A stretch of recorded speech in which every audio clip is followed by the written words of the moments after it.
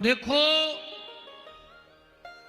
जिनको अपने परिवार से प्रेम हो, वो हमारी ये दो बातें जिंदगी भर याद रखना। मैं वचन दे रहा हूं, तुम्हारा परिवार कभी टूट नहीं सकता है। बस दो चीजें याद रखना। अगर बड़ों की गलती हो जाए परिवार में, और गलती तो होगी, हम जब एक साथ रहेंगे तो परिवार में कभी ऊंच नीच भी हो जाती है। पर ये दो बातें याद रखना, अगर कभी तुमसे परिवार में किसी बड़े की गलती हो जाए, अपराध हो जाए, तो माफी मांगने में कभी शर्म मत करना। अगर गलती हो जाए तो माफी मांगने में शर्म मत करना। और अगर किसी छोटे ने तुमसे माफी मांगी हो तो उसे गले लगाने में भी देर मत करना, उसे माफ करने में देर मत करना। तुम्हारा परिवार कभी टूट नहीं सकता है। आज देखो, बड़ी से बड़ी पार्टी हो, बड़ी से बड़ी संस्था हो, बड़ा से बड़ा परिवार हो, और अगर उस परिवार में काम करने वाले कम और कान भरने वाले ज्यादा होंगे, तो ना पार्टी को मिटने में देर लगेगी, ना संस्था को मिटने में देर लगेगी, और ना तुम्हारे परिवार को मिटने में देर लगेगी। इसलिए कोशिश करना कि परिवार में काम करने वाले ज्यादा हो, कान भरने वाले ज्यादा ना हो। और इन कान भरने वालों से बचना। ये कान भरने वाले इतने खतरनाक होते हैं कि जब ये राम के परिवार में भी सेंध लगा देते हैं तो राम के समृद्ध परिवार को भी तहस नहस कर देते हैं। एक मंथरा ने कैकेयी के कान भरे, एक शकुनी ने दुर्योधन के कान भरे, और महाभारत हो गया। इसलिए कोशिश करना कि परिवार में काम करने वाले ज्यादा हो, कान भरने वाले ज्यादा ना हो। क्षमा।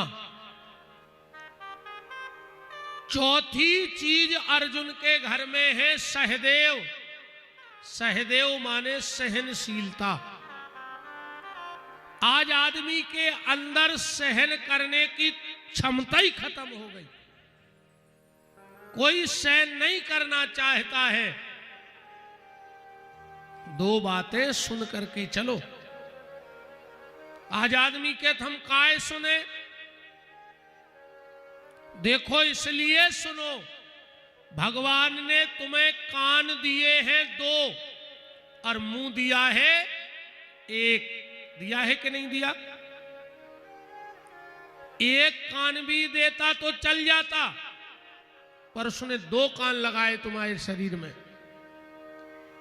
मतलब मुंह एक, कान दो, बोलो कम और सुनो ज्यादा। पर आज का आदमी सुनना बिल्कुल नहीं चाहता और बोलना बहुत कुछ चाहता है। इसलिए निवेदन है कि कोशिश करो,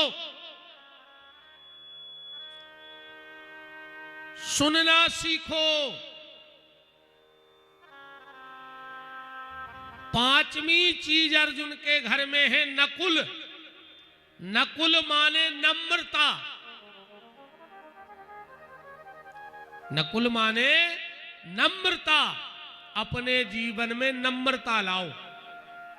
अपने स्वभाव में, अपने व्यवहार में, अपने बोलचाल में नम्रता का भाव होना चाहिए।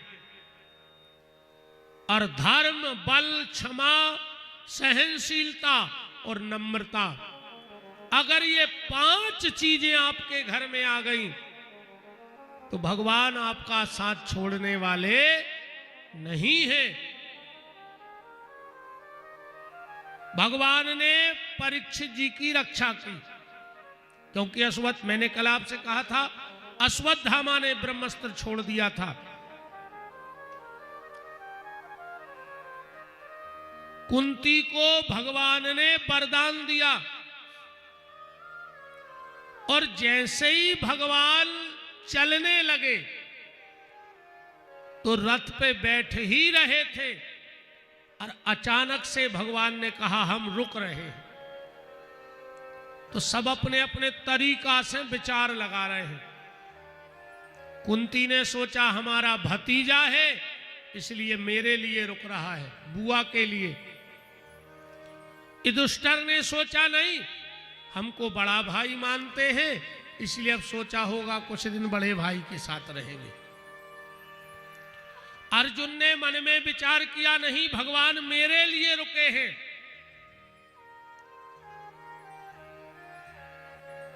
क्योंकि मेरे मित्र हैं। द्रौपदी सोच रही नहीं, मुझको बहन बोलते हैं इसलिए मेरे लिए रुके हैं। पर भगवान किसी और के लिए रुके हैं। किसके लिए रुके हैं? भगवान का एक भक्त है जिसका नाम है भीष्म पितामह, जो 27 दिन से सरसैया पे पड़े हैं। एक बात पे विचार करना कथा में, अखंड ब्रह्मचर्य व्रत का पालन करने वाला गंगा पुत्र भीष्म, और इस कथा से एक बात भी ध्यान से सुनना, हम लोग साल में